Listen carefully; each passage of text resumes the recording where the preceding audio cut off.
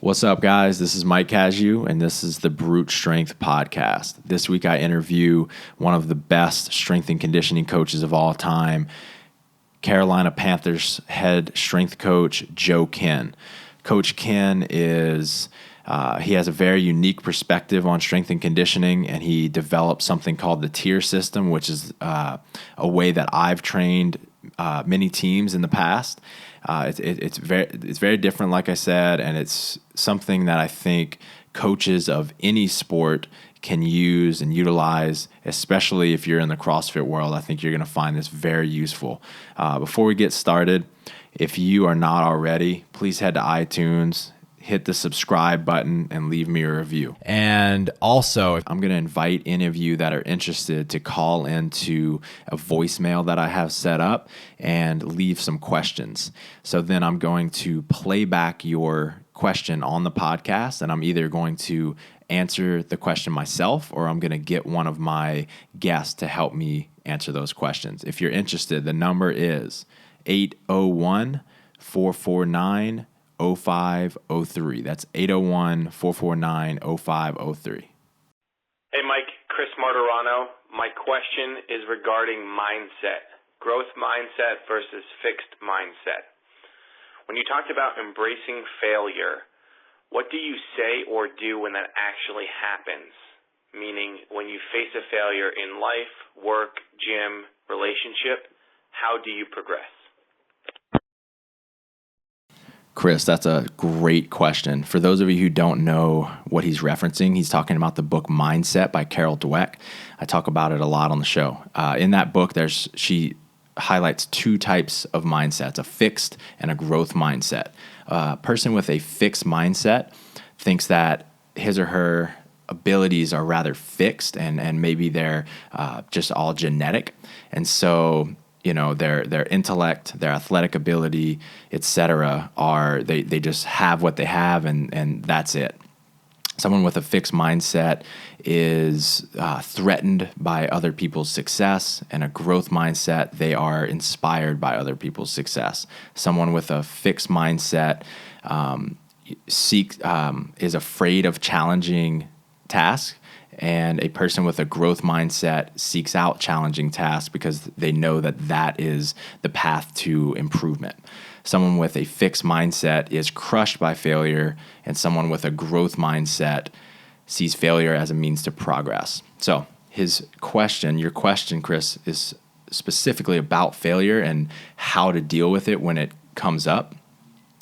And I think the most important thing is to identify how you are measuring your own success. And for, I think, most of us, at least at some point in our life, we focus more on perfection or winning or some end goal, the end result of something, rather than the process. And that's really the problem. That is what makes failure unacceptable. When our only means of success, the only way we identify success is by winning or by accomplishing something, then failure and progress, there's just no place for those. So I encourage you to focus more on the process. And Coach Nick Saban of the Alabama Tide is huge on this, and he's arguably the most successful college football coach of all time. And the rumor has it that they literally never talk about winning or losing. They only talk about the process. When you focus on the process, then you can focus on learning and growing and challenging yourself and pushing your boundaries. And when you're only focused on winning or on being perfect, then challenging activities, a lot of people will just altogether avoid challenging activities because there's a chance that they will fail at them. So when you focus on the process, it opens up your entire world to learn and grow and change. And that's how you deal with failure. And I'll leave you with a quote, Chris, that I'm sure you've heard before by Michael Jordan. I've failed over and over and over again in my life, and that's why I succeed. What's up, everyone? This is Mike Casu. This is the Brute Strength Podcast. I've got one of the all-time best strength and conditioning coaches in the entire world in the history of the profession, Joe Kenn, with me. Joe, I know you're super busy. You're in season right now, and it means a lot to me that you made some time to do this show with me. Well, Michael, I appreciate you reaching out, and thank you for having me into the Brute Strength Podcast. And hopefully I don't disappoint. I know you won't. And I want to start here. As I was telling you before we were recording and as we were emailing, you've been one of the guys that, out of all of the hundreds of strength and conditioning coaches, strength and power professionals out there that I've looked up to the most. And it's not because you had any magical formula to get guys stronger faster than anyone else, but it was more so your general philosophy on how you train an athlete. So I would love to start, because I think this your system is going to be new to a lot of listeners. I would love to start with maybe just a little of your general philosophy of your goal with an athlete, and then just a little bit about the tier system in general. Well, I think the biggest thing that came to mind when starting out, and like anybody else, you derive things from what was commonplace at the time. And most of the beginning levels of strength and conditioning, you were training a sport with a sport, because that's where most of those types of coaches were coming from. You either had a background in powerlifting, a background in Olympic lifting, or a background even in bodybuilding, where those are specific, principles and methods to get people either stronger in the sports of weightlifting and powerlifting, or a more aesthetic and improvement in lean body mass and definition in bodybuilding.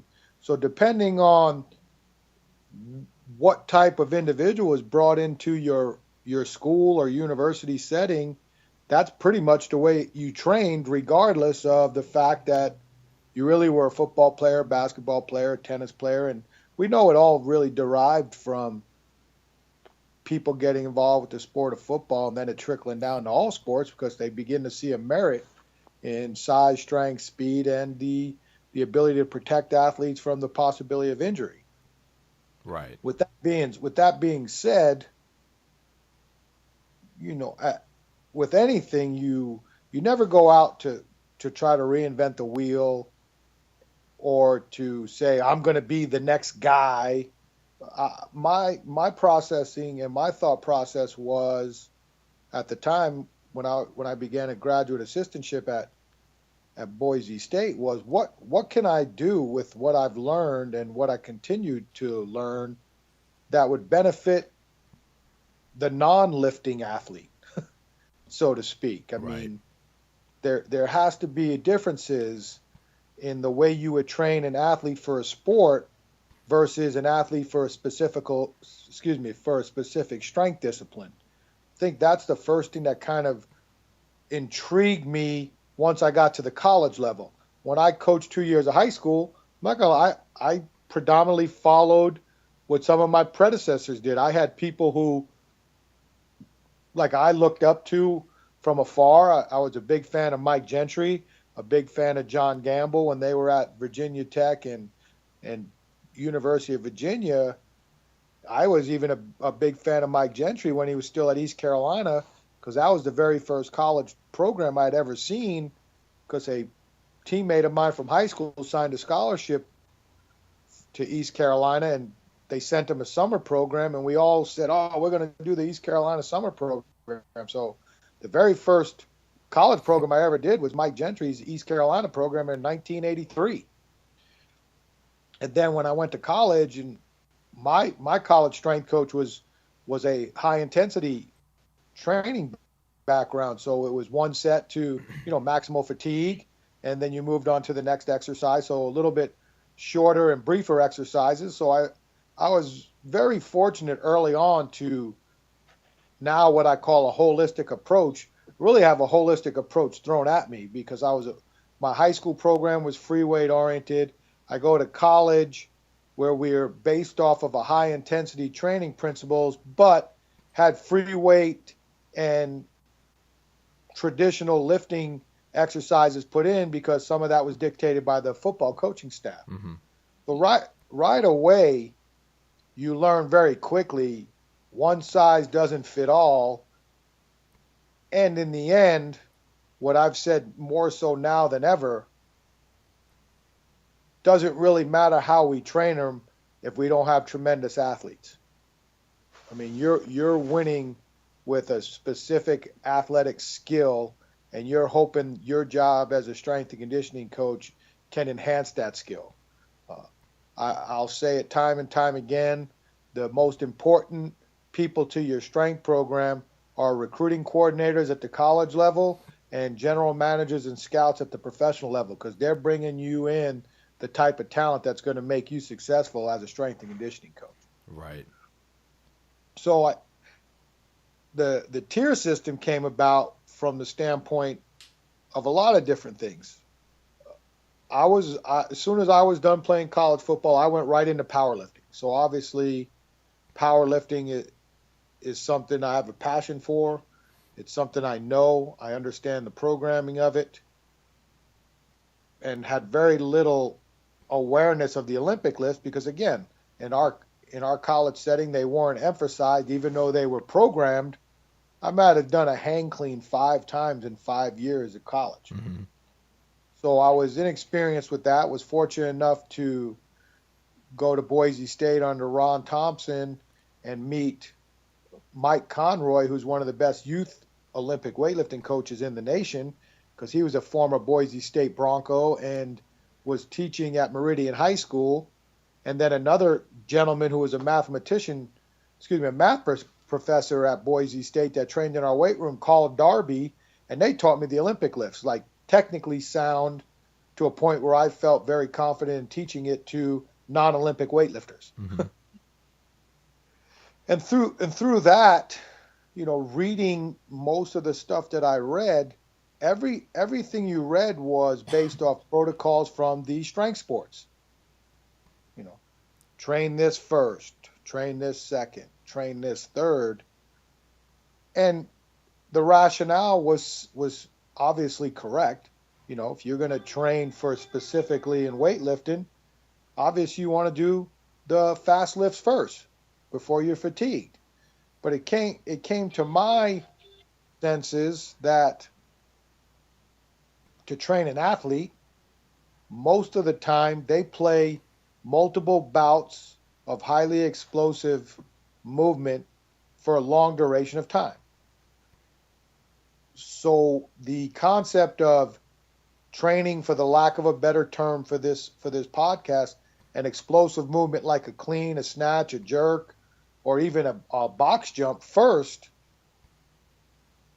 rather than later in the session where they have a little bit of fatigue, didn't necessarily make sense when training an athlete who the coach is demanding is explosive and powerful in the fourth quarter of a game, whether it be a football, basketball, the fifth set of a tennis match, Mm-hmm. anything. So how do I figure that out if I don't train them that way? And I believe that training should be similar, not specific, but similar in energy system types of demands, regardless if you're on the field or in the weight room. Mm-hmm. Again, we're general physical preparation specialists, and we're general specific physical preparation specialists.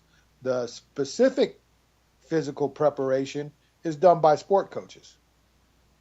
But it's our job to progressively try to enhance the athlete's abilities in a conducive manner so that when the sport coach gets a hold of them, they have the proper mechanics and the proper strength and the proper mobility to do the things that a specific coach is going to ask them to do. And one of them is your anaerobic conditioning levels, or it's kind of a misnomer, but what I like to call like your ability to maintain power through power capacity. How long can you maintain your highest level of explosiveness and speed for an entire game. Mm-hmm. And that's where I started looking at it from a standpoint of moving the explosive type movements at different levels of a training session to see how the athlete responds. And with the traditionalists in powerlifting, or the traditionalist 4-day split work that was very, very popular when I first started in the field, you broke up the body, 1 day upper body, 1 day lower body, take a day off, 1 day upper body, 1 day lower body. Well, the truth is athletics isn't played in a body cut in half. You're not going to play half the game from the belly button down. You're not going to play half the game from the belly button up in most competitive team sports. Mm-hmm. So, it's funny that you say that, and we kind of touched on it before the call. This is so similar to, like, what you're talking about is so similar to a competitive CrossFit event, in that it requires people to, do a max lift on maybe day 3 or 4 of a competition. So I do believe that this type of training can be very, very useful to these guys.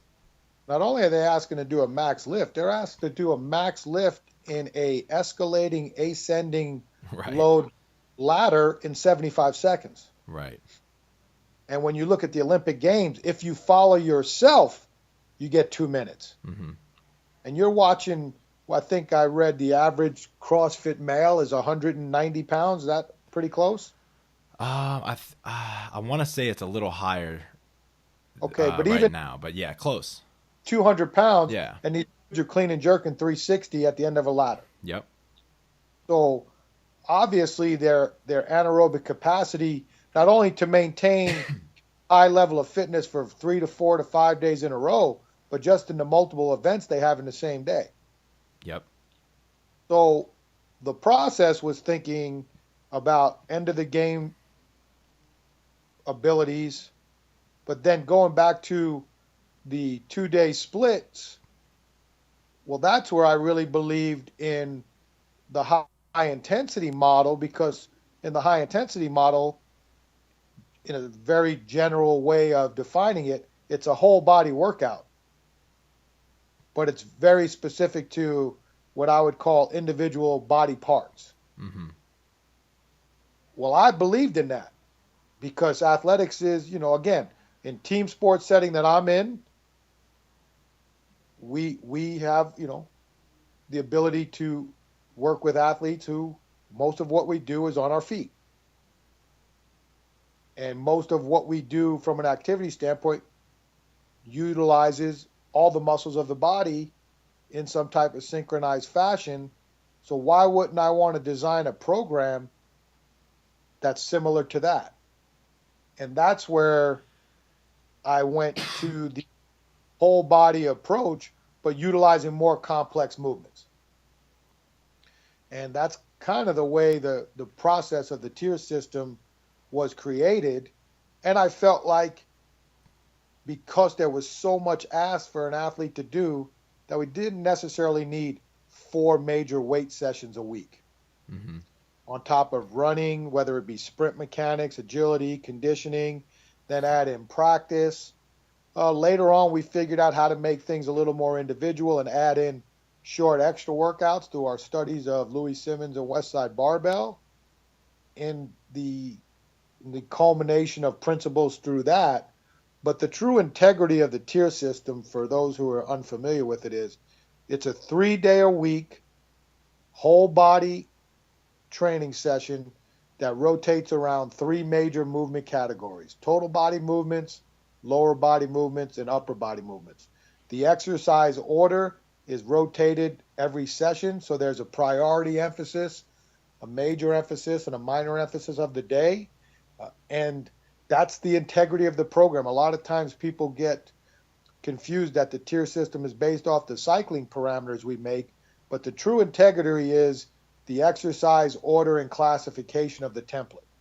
And it's so user-friendly because you can plug in, it's I don't want to call it plug and paste, but once you have your exercise pool and what you want to prioritize, it's pretty much plug and paste.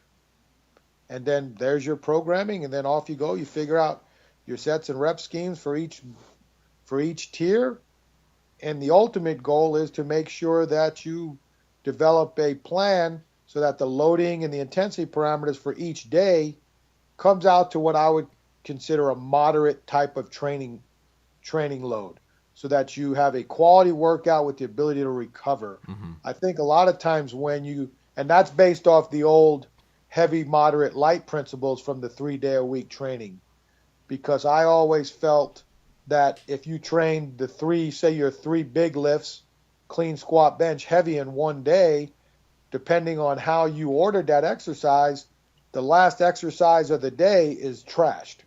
Right. And then on your light day, it might have been too easy a workout. But your moderate day always gave you the most quality of work. So how can you prioritize things so that everything's a moderate type of workload that gives you a little bit in the tank to be able to recover and prepare for the next workout? Well, that's how you rotate the movement categories. You prioritize one day, one's the major and one's the minor. Then you write the exercise prescription for those in a heavy, moderate, light fashion so that the session comes out to a moderately intense workout. And when I talk about intensity, I'm talking about training intensity of a maximal effort, not intensity of effort, which is how hard I want you to train. I want you training hard every single time you go in there. I'm going to manipulate your training loads based off of maximal attempts that you've made in certain movements. Right. I think a lot of times that's a big misnomer between high intensity training and those who use percentage based.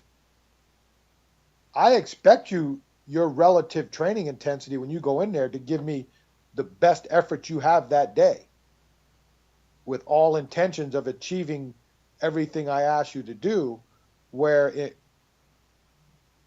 high intensity training is purely based off of intensity of effort. You have to go all out and this is the purest high intensity. One set till you can't move another muscle for that particular exercise. Mm-hmm. And then you move to the next. So the combination of the training and the studying of different modalities of training and not getting hooked on, well, you have to do the Olympic lifts first or you have to do the power lifts to be a great athlete. No, most of the time great athletes happen to be genetically gifted, and our ultimate goal is not to ruin that. Mm-hmm.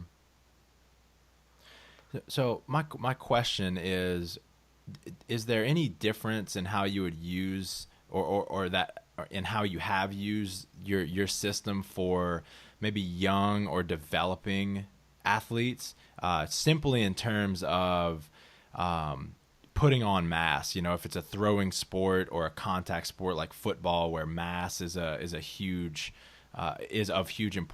importance. How do you use this system to help them put on mass? Well, then that's based off of how you're going to write your cycle. So predominantly your priority is going to be lean body mass and or what people would call hypertrophy. So you would write the script more based on a hypertrophy model, but that's where you add in your 30-minute blitz work, where that's always going to be high volume work, or what we would call the repetitive effort method. Mm-hmm.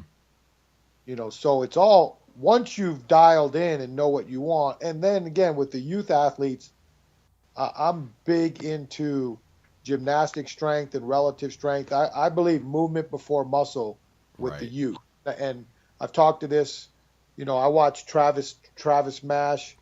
He trains a lot of youth athletes in weightlifting. Well, those people that go see Travis, they're going there to be weightlifters. And what I call block zero for beginners, my block zeros for people who want to be football players and or athletes is going to be different than if I did a block zero for a weightlifter, because of different specifics and movements. But the truth is, If you cannot handle certain basic movements with your own body weight, or what I call internal resistance, then there's no sense of even trying to do the same type of movement with external resistance. Right. If a kid cannot do a properly positioned body weight squat, why are we loading him? If a kid can't do a properly technical push-up, why are we asking him to bench press 300 when he can't even do a push-up? Right. And the big thing is with, pull-up.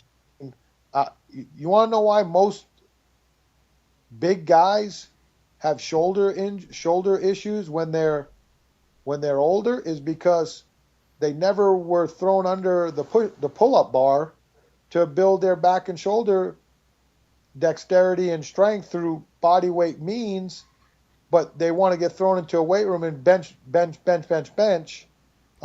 benched 430 pounds 420 pounds in a competition and couldn't do a pull-up. Right. I'm not proud of that, but that's a fact, and people need to know that. That's why in the Block Zero program, the number one thing we're trying to do is get kids to be able to do pull-up and or chin-ups.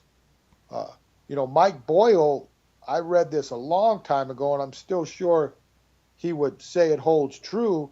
He always said whatever an athlete could bench press, he should be able to do, I believe it was a chin-up, one chin-up with the same load. So if you bench press 400 pounds and you weigh 300, then you should be able to do a pure dead hang chin-up with chin over the bar with your body weight plus a 100-pound dumbbell. Mm-hmm. I know a lot of guys who couldn't do that. Mm-hmm. That's why it's proponent to me where get those kids doing those movements first, and when they get external resistance, they're going to be so much stronger. That's why if you can get kids, I don't believe in like organized sports in that maniacal manner that we're seeing now, which is leading to a tremendously gross amount of adolescent orthopedic injuries. Mm-hmm. But I do believe in basic gymnastics and or martial arts training for youth because it's highly based off of relative strength. Right. So what kind of ways do you promote that movement quality in large groups, like a college weight room, for instance? Well, again, it takes a while because as you know, you have to believe in something and you have to be able to justify it when you're doing this. I always believed we were doing things wrong in the settings that I was at because I would see these kids like I always tell people now. It's funny when you what do most people tell you their strength and conditioning program is supposed to do, right? Reduce injury, right? Oh yeah, we're going to reduce injuries. I hate to tell you that's hard to do. Right. You're going to protect athletes. That's your goal. I use protection. My ultimate goal is to build a program based off sound principles that puts the capabilities of protecting the body armor to the best of our abilities. Mm-hmm. But the truth is, you play high-level sports, we see it all the time. People are getting hurt. We have to accept that. Sorry. But with the youth, with that stuff, we came up with a freshman orientation program that had little to do with lifting weights because I kept laughing. You laugh at yourself, and we've all done it if you've been in it long enough. What's the first thing you do when you meet a kid? Let's see what he lifts. Let's get a max on him. Right. You don't even know the dude's name. I mean, we don't even know their names, and we're going to get a max squat on them. Have no clue about them.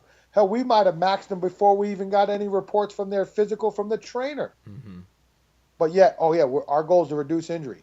But yet we're going to put them in the most injury stressful situation you can do in a weight room is a max 1 RM. Or any repetition max. So that was, we were, I don't want to say we were hypocritical. It was just a matter of educating ourselves that, hey, I understand if you're percentage based, yeah, you need something to train off of. But I can tell you this, if a freshman's going to come in and start for you or make the varsity and play, nobody's really going to care what he's lifting mm-hmm. if he's that talented. Right. So you have the ability to slow the process down, or what we call slow cook it. If you're in the college or the high school setting, you're going to have these athletes for, possibly 4 years. So why not build a program based off long-term athletic development rather than rush the process? Because remember, what we're doing is secondary to their sport of choice. Again, if we're training lifters and power lifters and that's their goals, maybe it's a little bit different, but it's still, you have to have that capabilities to be the best at what you want to accomplish. So why not look at it from a process of development rather than forget about point A, we're going to get this guy to point B as fast as I can, and then we'll let the chips fall where they play. So, right. And that's a process over time. I mean, this is year 28 for me. And I can promise you my first 2 years when I was at high school, we didn't do that. Those kids were lifting weights. Mm-hmm. It wasn't until 2003, I believe, that myself and Mark Uyama really started a freshman orientation program, because that's about the time when the functional movement screen was really taking off. Mm-hmm. And we were like, well, we don't really need a screen. We already know what every freshman's lacking: core strength, posterior chain, posterior shoulder, relative strength. We'll just create our own little plan from there. And that's how Block Zero took off. Ben Hilgert, who's now at Virginia Tech, Brian Dermody, who was an assistant at Iowa before he came to Louisville. Those guys all helped shape Adam Feit, who's at Ripped in New Jersey. These guys help shape and form Block Zero. I've got 2 high school coaches now, Eric Cash down at Dorman High School in South Carolina and Mike Schneider at Trinity High School in Kentucky, who have just blown up the Block Zero. The whole middle school district at Eric's high school, they all do Block Zero training. No shit. So we're working on some projects now to one of my goals is to create a Block Zero Academy for middle school physical education teachers. We need to bring back phys ed to the schools. Right. To teach, try to establish a curriculum. I'm actually going to have a phone call with another colleague of mine this weekend and try to launch this with these guys, because we need to educate coaches that it's okay to start slow. Mm-hmm. How many times as a college strength coach, and I know you were at LSU for a year, but these kids walk in, I squatted 600 in high school, and when you're done with them, they can't squat 225. Because walking a weight out of a rack and walking it back in does not necessitate a squat. Right. Having 27 spotters does not necessitate a squat. So, or a spotter-assisted bench press, or a jumping jack clean. I've seen cleans that you can't even define it as a clean. It didn't even look like a clean. So I think that all coaches, whether private sector or not, the best thing that happened to me, people laugh, is I got fired from Louisville, went into the private sector and coached 10-year-olds for a year. Mm-hmm. Best thing that happened to my coaching. Made me a better coach. I'll always be grateful to the parents who trusted me with their children when I was at Prolific Park in Greensboro, North Carolina. I can't thank them enough, because they opened my eyes to a whole bunch of stuff that made me a better coach, to a point where I don't know if I would be in the job I am right now without that experience, because of what I learned from a programming and my abilities to coach. Mm-hmm. So don't ever negate or don't ever underestimate the power of movement before muscle, and just taking a kid to a field and teaching them movement. I love that. Do you have any kind of structured goal setting process with new athletes? I know a lot of people, and we've done this, you have your charts, progress charts. I really believe it's individualistic. I can't compare a kid who's never lifted a weight to a kid who had a very qualified strength and conditioning coach at his high school, or a private sector coach. Mm-hmm. I can't compare the the freshman high school O lineman who is still uncoordinated and just grew too big for himself versus the ninth grade phenom running back who's dominated Pop Warner because he reached maturity first. And I always tell young parents of young children, nothing matters until puberty. Because how many times have we seen the hot shot Pop Warner kid fizzle out by the time he's a senior in high school? Right. Now, those that don't, those are your special ones. And those are the top of the food chain type of athletes who are in the third standard deviation to the right. Those are the anomalies. Mm-hmm. Those are the guys who, if they do everything right and God willing that they get through a career academically and athletically successfully, they've got a shot to be the ones that I get to coach at this level. Right.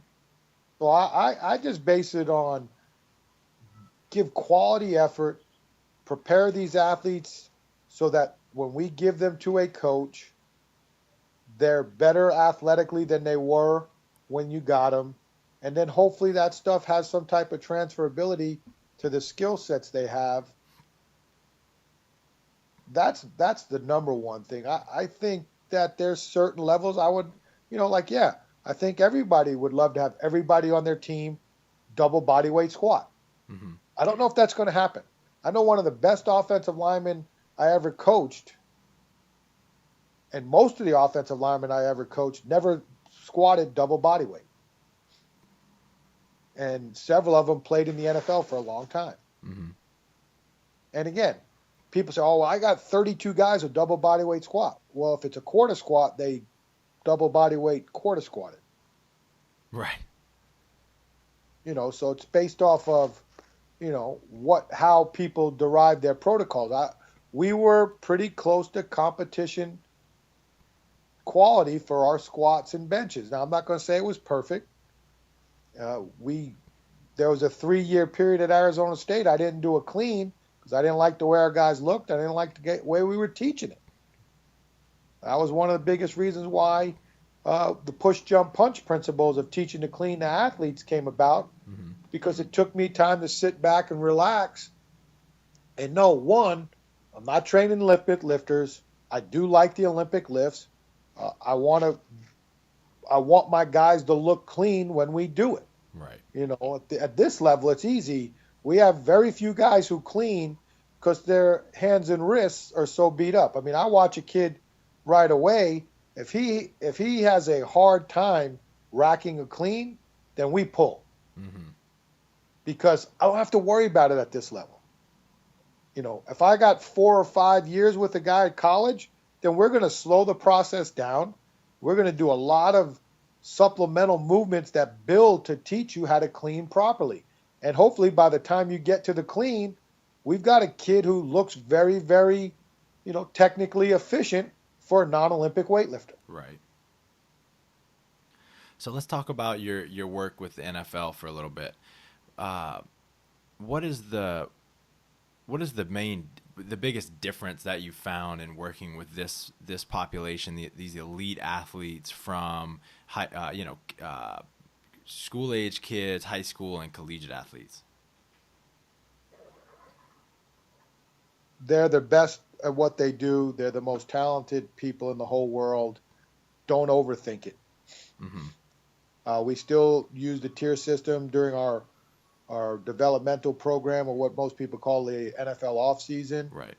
Do the tier system during the in-season once or twice a week, depending on where we are in the stage of the season. But the number one difference is you're dealing with grown men at this. If I was working with professional women's basketball players, I'd be dealing with grown women.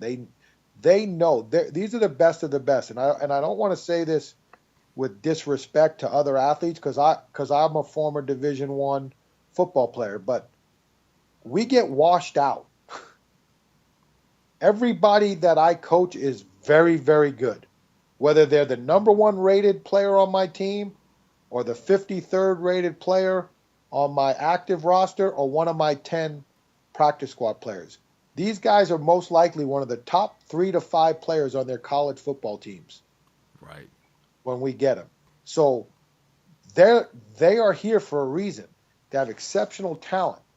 Now, some of them lifting wise, you'd be like, wow, and that's our job to clean that up. But Right. again, they didn't get here to lift weights. So we stick to our principles. We always are working hard to service them in the best ways. The number one thing I'll tell anybody that I would highly recommend is this is where I think my background extremely helped me. You have to be very diverse because you never know when you're going to have to flip the switch.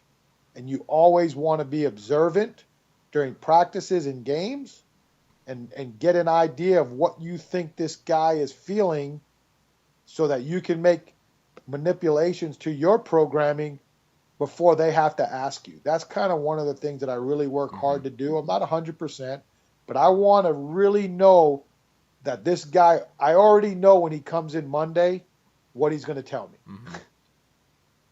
And that's where at this level, the number one thing I love is the communication with the athletes because they can really help you out. And in this day and age, because training year round is extremely important and a lot of times based off our rules, we won't see our guys for several months. It's always good to listen to what they've done and see if there's anything that we can implement from a team standpoint into our programming. Mm-hmm. And that's the great thing about the tier system is, again, once you establish your pools and some of your methodologies, it's very easy to plug things in that guys like and just know where it fits in the integrity of the template. Right. So my goal is to make it like I use the KISS method, but my KISS method is keep it safe and simple and be extremely effective and efficient because time is important to these guys. Mm-hmm. If I can get a program done with high quality in 30 minutes, I'm not going to write a 60-minute program. Mm-hmm. We're going to do exactly what needs to be done. And then, because they're professionals, if they feel they need extra work, then we'll move from there. But the basis is always on keep it safe and simple and be effective and efficient. Gotcha. What does the in-season training look like? I mean, these guys are hitting each other at extreme velocities. They all weigh a lot. They're getting super beat up. So what can they handle during the week? What have you found to be the most effective way? Well, I've had this philosophy when I was in college also, and it's based a lot on the things I've learned from Westside Barbell and Louis Simmons and the books that he recommended and the way they wrote programs. We're going to primarily be dynamic effort oriented from the belly button down, mm-hmm. and then submaximal weights for the upper body. And that's more so with the front seven. The outside the box athletes are, because their stressors in sprinting and high speed running in practice is different than the interior line is. Their program is slightly altered, but with the front seven, we predominantly will have a dynamic effort squat and a submaximal effort horizontal press that's paired with some type of pull. Mm-hmm. And then we have a repetition models for the outside the box upper body, and they're predominantly will do some type of low impact bilateral squat, but primarily most of their lower body work is single leg movements, and then our total body work will generally come through med ball type throws or jump or some box jumping so that we can jump onto a higher elevation mm-hmm. than we start to help decrease the force. Right. What do y'all do anything, and this might not fall under strength and conditioning, but is there anything being done to help athletes prevent mental fatigue during such a long season? Yeah, that's a great question. I wish I had an answer for you. It's a stressful. I mean, we played last year. Fortunately for us, we played to the Super Bowl. Unfortunately, we didn't finish it. But when you count in our preseason games, we had a 26 week in season. Mm-hmm. The good thing is there are times the way the week is set up that the athletes can get out of the building earlier than other days. They do have a mandatory off day, and I can't speak for other teams, but I would say that's a great question. Now you kind of got me thinking, man, maybe that's something we should look at. But at this point in time, I would say we don't really have anything in that in place. We do have a lot of recovery modalities that are available to our guys: Normatec, contrast, cryotherapy, Mm-hmm. cupping, dry needling, etc. Yeah, I was gonna ask about that. What's kind of your, your the night after a game and then the day after. What are a few of the cutting edge things that are actually working in your opinion for recovery? Well, there ain't nothing cutting edge about getting good sleep and Right, getting good right, think. And that's a good point. It's a good point of you bringing that up. Is everybody wants to know cutting edge? Well, let me tell you, if you ain't got the basics right, no one gives a damn about cutting edge right. work. It's like, hey, coach, what supplements should I take? Are you eating breakfast? No, we'll start there. Amen. What what should I eat? Really, I could care less what you eat. Just start eating breakfast, and then we'll go from there. Mm-hmm. It's like, oh, coach, man, I got this new supplement. Yeah, well, you don't eat, so what the hell's the difference? I mean, coach, man, I'm going to do Normatec today and do this, and I'm not. I'm just throwing out generalizations. Yeah, how many hours of sleep did you get up? Man, we were up all night playing Madden Live. Whoa, again, so you ain't helping yourself. You can't burn the candle on both ends. Right. So I mean, and one thing you see from rookie to as guys get in, they get smarter about that now. Mm-hmm. Sleep matters, eating right matters, uh, nutrition matters. I mean, it really changes, and the smarter ones figure it out in college that matters. But again, I think one thing I've learned too, dealing with athletes, when people ask me different questions, and I know what I like and I know what works for me, I'm very, very, I don't know the right word to use. I always promote self-education on these topics. Mm-hmm. Like Friday, I go twice a month, and I do the float tanks. Right. It's great. I love it. I don't. I mean, I joined the membership so I can go unlimited times a month if I could fit it in. But I've noticed now twice a month has really made a difference in my recovery, as well as changing my diet, getting quality blood work done so that now I know what supplements to take that are actually helping me instead of just taking supplements to Mm-hmm. take them. Mm-hmm. Learning what food allergies I had and why my body inflammation was so high before I started this new nutrition regime, and then how great it is now. But I have definitely felt the and reaped the rewards of the float tank stuff, Mm-hmm. from just a CNS and general regeneration of my body. But I also am I highly believe in dry needling and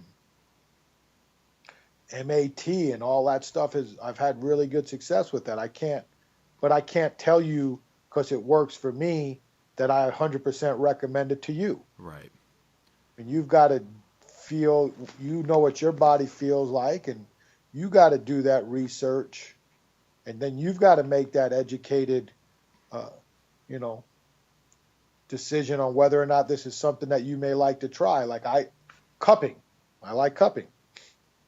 It's a little less invasive than some of the other stuff, but it does help healing.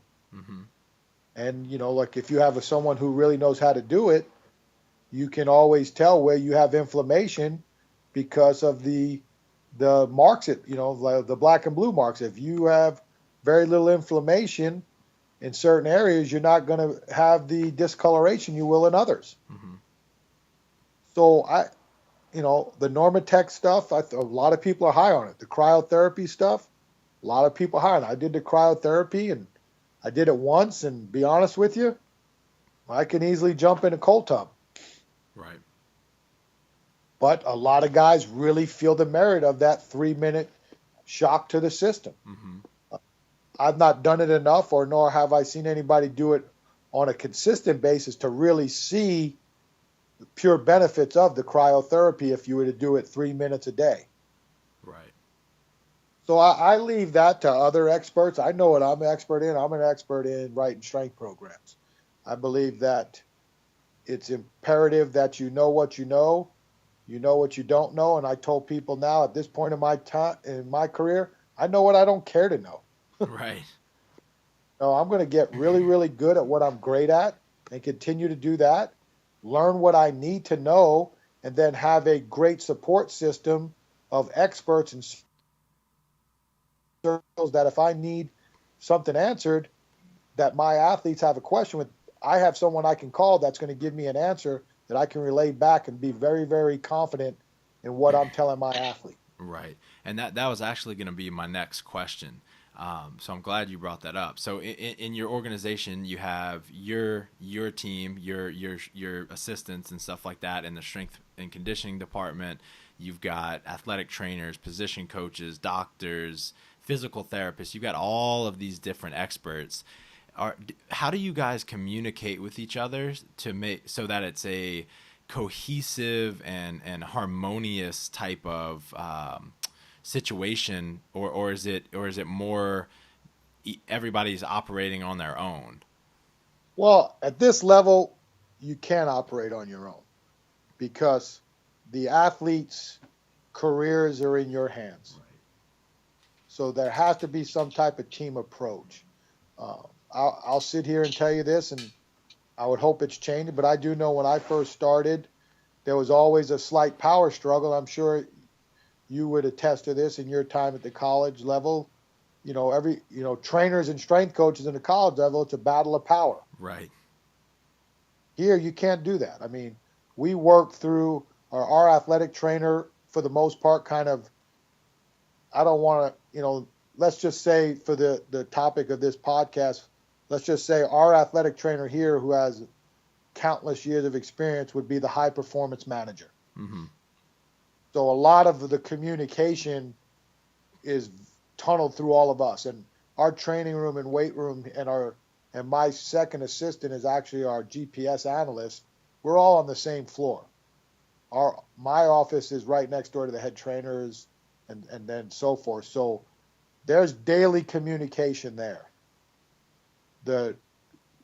Our head athletic trainer, he deals specifically with all our modality experts, massage, the dry needling, the chiros, team physicians, anything that from that area, he will pass that information on to us. Right. And it's easier that way. I mean, again, I've learned this from Coach Rivera. Know your role, manage your expectations. I love that. It's not hard. And the older I get, I have to remind myself of that sometimes. And just be, and then when the time comes where they ask you something, then you better be well prepared to show them that you've been doing your job and you've been studying the dynamics of what's going on. Mm-hmm. So you've led some of the best teams in the country, Arizona State, Boise State, Louisville, and now you're at, one of the best in the entire NFL. How would you describe your style of leadership, and how do you get all of these different guys year after year after year to buy into your system? Well, I think my leadership style is it's not it's more democratic now than it was in college. It was probably a little bit different. But my wife used to say in college I was like the lead character in Devils Wear Prada. So she would warn people when they start working for me. But I always felt like my job as the leader was at the college level was to be a mentor and to help develop leaders. A true definition to me as a leader is not how many people you are following, but how many leaders you can develop. And not everybody's made to be a leader. I've had many Can you different. repeat that one more time? The true definition of a leader is not how many people are following; it's how many leaders they develop. Love it. So, and again, not everybody's meant to lead. You can't have 25,000 leaders and not anyone else who's willing to, just be a hard hat guy. So I've been fortunate that we've made tremendous hires and had a great staff. So you never do it alone. There's always people that need to get more recognition than they do. I have a great staff here. Jason Bengucci and Brett Nienaber, those guys kick butt for me, man. We're a good team together. And, at this level here, we all have our roles. And I don't, I'm not a big believer in meat by meat, to meet. I'm a big Patrick Lenciani fan, read Death by Meeting.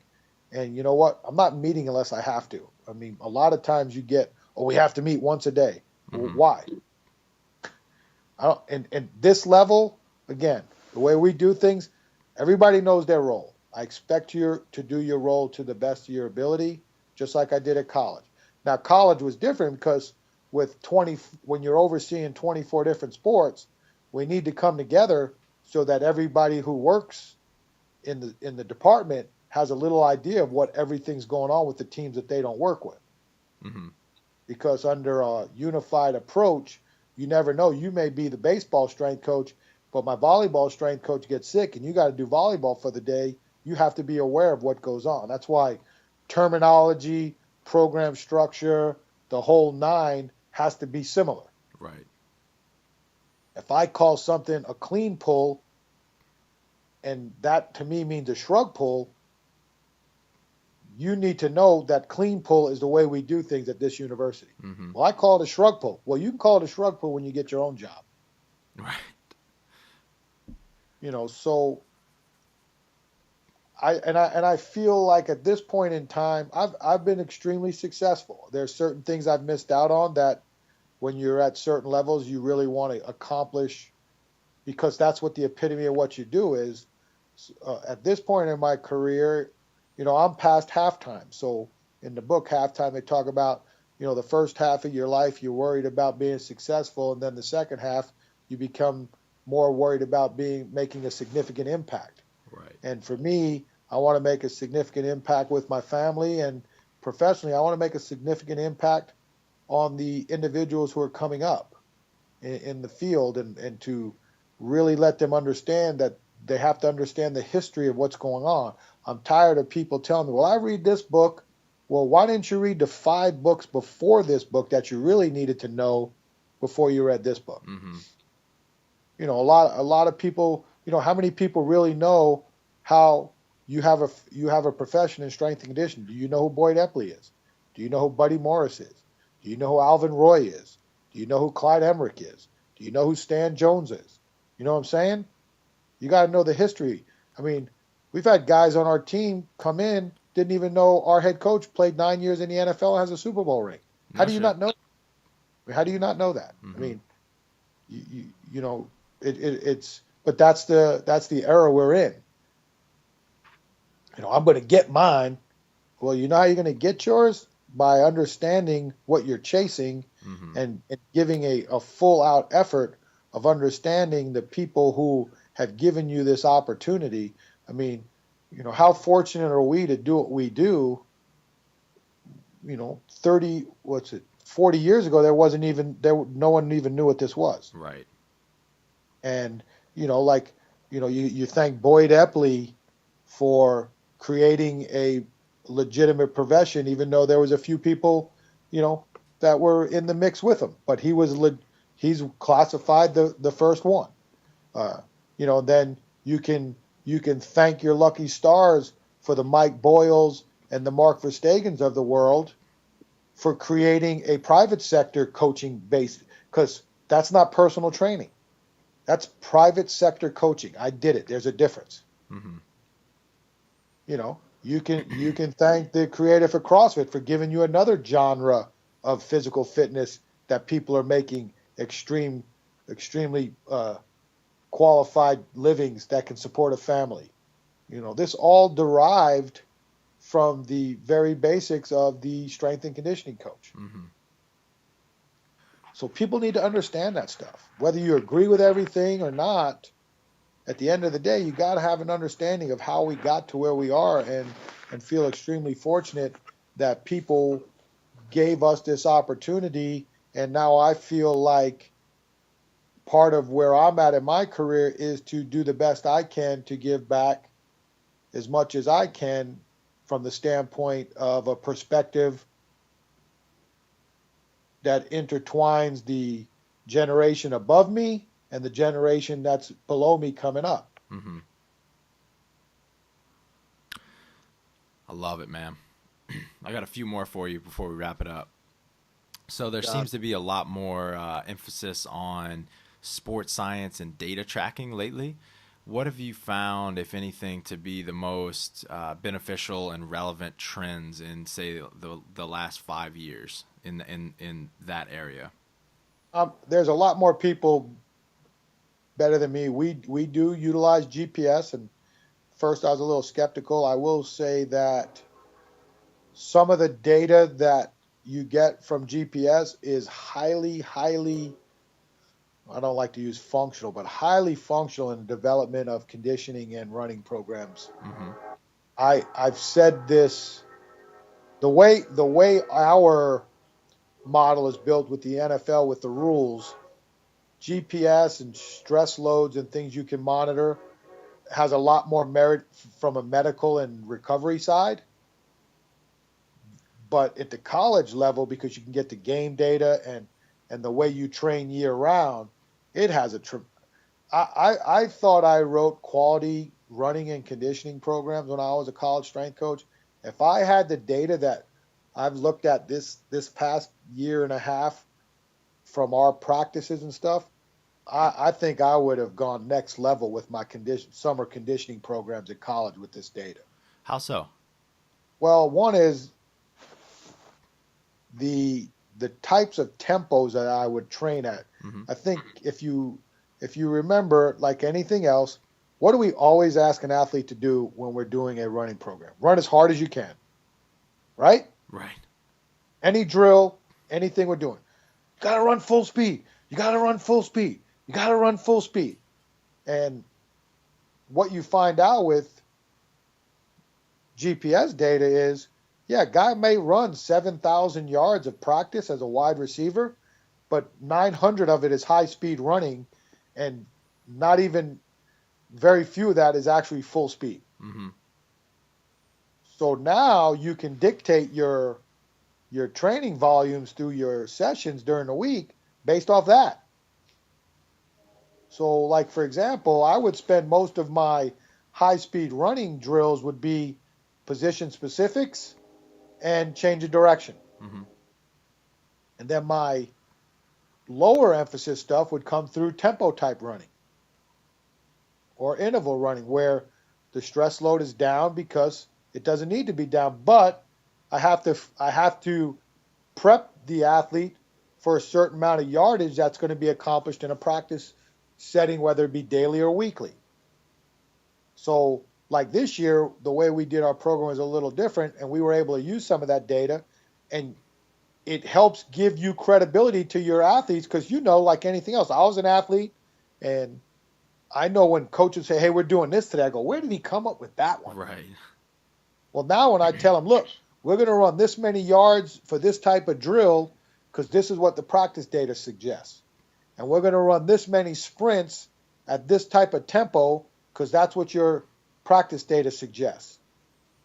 And then the whole team's not doing the same thing. Like if we're doing a tempo run, the offensive line may not have to run the same yardage as a wideout. But in the college settings for all those years, and again, I can't speak for everybody. I'm just speaking about the eras that I was in it. We pretty much ran everybody the same thing. Everybody ran 16 110s. Everybody ran 300-yard shuttles. And I've done that. And now I've got the data that says, hey, I don't have to do that. I can really be smarter with the types of tempos and the types of drills and or lengths of intervals that I want to do with a guy. Like I look at it like if I do a tempo run where, say, we're going to do 50-yard run with a 50-yard walk, I'm counting the walk as yardage. Because there's times that we're tracking walking yards, and I don't want to hear like, oh, we never walk on the football field. Yes, you do. Mm-hmm. So it really, I think there's a lot of merit from that. And then once you get a guy who's understands stress loads and fatigue indexes, if you're using that type of stuff, Mm-hmm. it can help give you information to give to the sports med and the football coaches to help dictate if we may have to make some type of practice change. Right. But you have to have the right coaches in place, and again, like you asked me earlier, and the right team of people in place to sit down and come up with what's the best for the athlete. Right, and actually use that information. And it's Yeah. those things aren't the be all end all, but they're just another data point that when used in conjunction with one another can give you some very useful information. Well, yeah, like everybody used to tell me, oh, House, you run guys too much in college. Well, when I saw this data, I was like, man, I was right. I just was wrong with the way I was approaching some of the stuff. Mm-hmm. And that's why I said it would have made me a smarter coach. And what I like about it too is like when you can tell a guy's down and then the GPS confirms your observations were right. Because I think you've got to be a very good listener and a very, very good observer as a strength coach, because your role is to service the whole team. You don't have just 14 or 15 individual guys. You have the whole team. Right. And if you're a college strength coach, not so much at the D1 level, but at the D2 or the D3 level, you're responsible for 500 athletes. So your support staff that works with you, your staff, you have to teach them how to be observant and how to be a good listener. I love it. All right, I got two more for you. What is one thing that you know now that you wish you'd known as, say, a 25, 30-year-old up-and-coming strength and conditioning coach? I don't think, well, like anything else, there's a lot of psychology that goes into, the whole break them down, bring them back up stuff. I don't regret my coaching style early on because I didn't know any better. But if a kid is playing a college sport, they're not soft. I think a lot of times we get in people's faces. There's a better way to get across promoting resiliency, like the whole mental toughness stuff. Mm-hmm. I'm not even going to get into that. But the weight room can build a lot of things. And the one thing I know it can build, if you're successful in it, is you can build an athlete's confidence.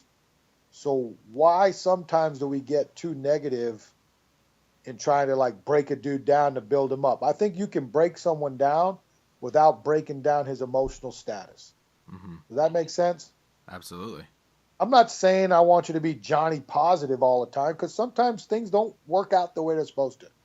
But I think there was, for me, especially now being here, and I started it towards the end of my time at Louisville and Arizona State, is how to communicate the mental fortitude and resiliency without being an ass about it. Mm-hmm. That's probably the best way for me to say it. Do you have any specific suggestions for people that can resonate with what you're saying and want to take that advice? Yeah. Don't mother F your athletes. Right. Because there's no need to. Believe me, they're trying to do what you ask them, and what sometimes happens is maybe how you're approaching it needs to change because that athlete doesn't respond to a certain teaching mode. Right. I mean, how many times do you watch a coach mother F an athlete when they come to the sideline? Then you pull the kid over and you go, "Do you even know what he wants you to do?" "Nah, coach, man, I really don't understand what's going on." Right. Because you never asked the kid. You just ripped him. Mm-hmm. So, I mean, that's it. I don't, and again, I'm not saying it's never going to, that's why I love this, at this point in my career, I love it up here because mother F dudes. Right. Their job. If they're not going to give you the type of effort, then they're not going to have a job. Right. I mean, I think it could be changing or not, but I mean, I think at some points in time, you're like the weight coach in the college level is the bad cop. He's the disciplinarian. If anything goes wrong, what's the coach say? "Hey, take it over, run them till they can't run no more, Mm-hmm. run them till they puke." Where I think here, we've got to be an extension of them, and we've got to be like the good cop. And maybe I don't expect everybody to agree with that, but that's what I believe works for us and why we've been successful. Be extremely open-minded, write a quality program that takes into everything in account, and try to work hard to maintain the expectations you set from day one. Right. We were gonna, ours are very simple. We were gonna have fun and work hard, and that's what we do. I think that's awesome, and I think that's phenomenal advice. What really stood out to me is, kind of point the finger at yourself first, right? If you're not, if you have an athlete that's not doing something right, then a lot of the times it's the leader's fault, right? There's so many different ways to lead and teach people. So first, try to figure out if there's a better way to convey what you're trying to say to that person. Yeah, I mean, and again, I'm not. This is a guy. You're talking to a guy who's done this for 28 years at every level. Mm-hmm. I always say again, like when I talk to you about being significant, I know what mistake. When I tell you this, I made these mistakes. I'm man enough to tell you.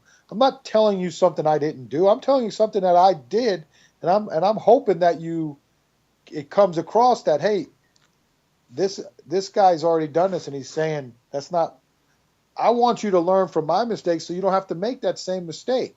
And if you do, then that's on you because you had somebody out there helping you along the way and you didn't heed that advice. Right. Not that all advice is right or wrong, and not that you should just listen to me.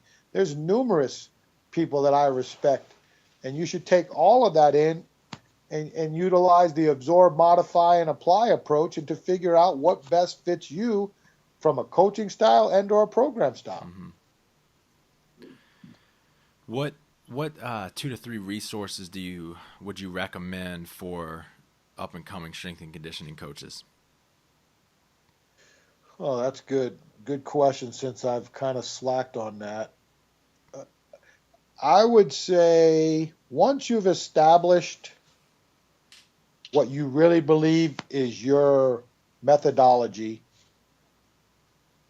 find things that can enhance it without breaking the integrity of it, and then get away from, like, it amazes me, all these people, and I'm a reader. I read all these books. And apply those books. Why don't you learn how to coach? Throw the books away. Spend more time coaching. Spend more time training yourself. You want to make yourself a better coach? Train. Get under a bar. Get the kinesthetic awareness so that you can have a better feel when you're talking to a guy, mm-hmm. when you're trying to figure out the best ways to coach him.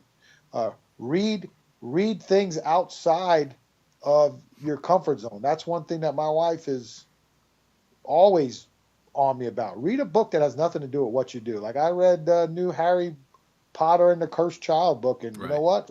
Enjoyable. I wasn't highlighting anything. I wasn't dogtailing anything. I just read a book.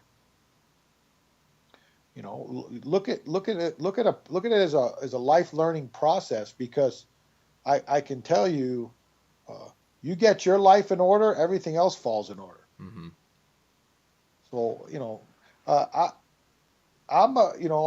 I think there, like we had talked about earlier, man, there's a numerous amount of podcasts that are out there that I think, are are easy schmeezy. You know, you're riding home, you're on a trip, you're on a plane.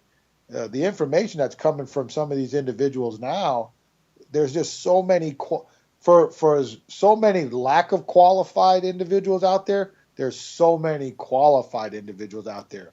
There's just so much out there that how do you even keep up to date is amazing. Mm-hmm. So I mean, pick the people that you think you have an interest in and find what they've done on podcasting or I guess everything's kind of a podcast now, whether it's a Skype video deal or whatever. But I mean, I know again, I'm not. These are people that I respect. Travis Mash has his little podcast. Ronnie McKeefrey has his. Mike Robertson has his. Greg Everett at Catalyst Athletic has one. I think Anthony Reyna does Mike Boyles. I mean,